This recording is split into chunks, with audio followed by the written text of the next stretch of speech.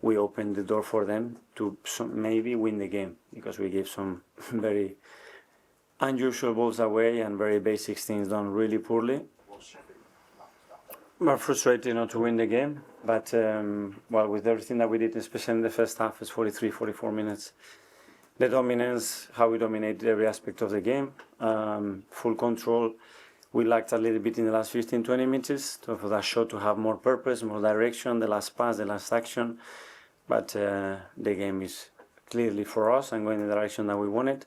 Unfortunately, one long ball, we don't manage that ball well. We give it away, we create a foul in a really dangerous area when you have to rely on them not taking advantage of the individual quality. And that's a really bad bet against Manchester United. They capitalized on that. And in the second half, we tried to generate the momentum. We scored the goal. And when my feeling was that they were very struggling because they could not get out, and I didn't feel that they had the legs to do that, we opened the door for them to maybe win the game, because we gave some very unusual balls away and very basic things done really poorly. And even though we have 3 big chances, the reality is that David saved us, and at the end, in the last chance, we could have lost the game.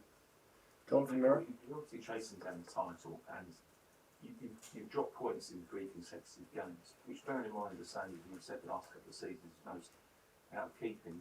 How frustrating is that, and what do you put that down to? Today, the efficiency we will have in the last 20 minutes, it wasn't good enough. We know that, because for big parts of a lot of things that the game demands to go to Old Trafford, and what we did, superb. But at the end, you have to capitalize on that when the team is so dominant and much better than the opposition.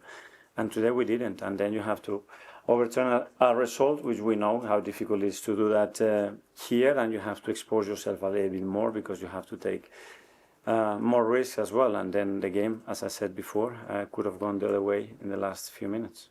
Can I ask you about the free kick? Because the issue with how far back the wall was, and then also David's position.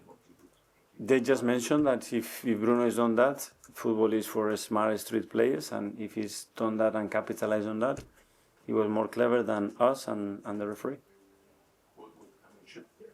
I don't know, but he's done it. It was a goal, so they took advantage of that. That's for football is for clever people. Tom from London? Mikel had Martinelli coming off the bench, obviously a big boost to see him back. Are you confident having that quality back when you've got games in the Champions League coming up? That could be a real game changer for you. Yes, but I mean, we have to rely, and we can do better with the players that we already have, and we have to do it consistently, because we did it so well 3 days ago, 4 days ago, and it's about doing it again and again and again. What you did last week, it doesn't matter. It's very positive that with the ones that we have, we can do better in terms of what we produce in the final sets. Ruben was just in there saying that he wishes he had more Brunos in his team. Do you look at anyone in the team and think, I wish I had more of those there? I'm very happy with the ones that I have. Simon, you can stand it? Mikel, you obviously got Gabby back early. Is there any chance of Bukayo coming back early? With Gavi, it was a bit different, the kind of injury that he had, and we talked, I think, last week that he was much closer than B. After international break, let's see where he is. His progress is really good. He's really willing, as we can all imagine. So we are positive that in a few weeks, hopefully, he will be back. When we heard from Ruben, he basically said he didn't want his team to play in a low block. That's not how he wants to play. Is there a worry for you that opponents, when they play Arsenal, seem to think a low block is how to stop them? You sometimes struggle to break that down. Well, but I think he mentioned it. I think it was very clear that he didn't want to play that. But in the manner that we dominated the game, they didn't have another chance. And then he scored a goal, and they capitalized on that, and we were unable to score the second one.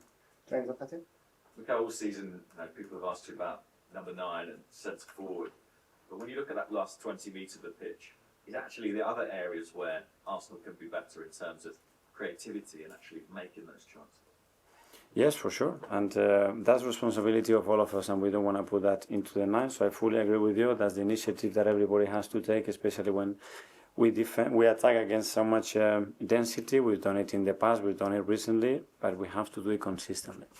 And this low block, I mean, as Simon said, it's becoming a real consistent thing that Arsenal come up against. Is your training now very geared around that in preparation. Yes, and that's why as well another big part of that set pieces, and we amount of situation we generate that. So that's another tool that a few months ago were exceptional and opening a lot of games, and we lost a lot of players up front. So we need to recover all those things as well because they are really helpful. Okay, and finally we'll go to Jamie up there.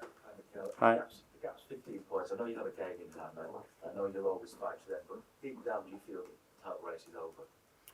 I don't want to say that, but today the frustration is that we haven't won a game. We know the urgency, and you are obligated to win every single match. You want to have any chance of doing that. I don't think it's the right moment to talk about that anyway.